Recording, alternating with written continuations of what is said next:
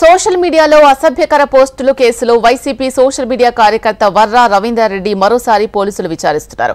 Social media అసభ్యకర పోస్టుల కేసులో Varra November 8వ తేదీ నుంచి కడప సెంట్రల్ జైల్లో ఉన్నారు. ఇప్పటికే కస్టడీ పిటిషన్పై విచారించిన పోలీసులు మరోసారి 2 రోజుల కస్టడీకి కోరడంతో జిల్లా జడ్జి విచారణకు అనుమతించారు. పులివెందుల డీఎస్పీ మురళి ఆధ్వర్యంలో విచారణ చేపట్టారు. సోషల్ మీడియా పోస్టుల కేసులో వర్రా రవీందర్ రెడ్డికి MP Avinash Reddy, PA Raghavareddy phone chatting అంశాలపై విచారిస్తున్నట్లు సమాచారం.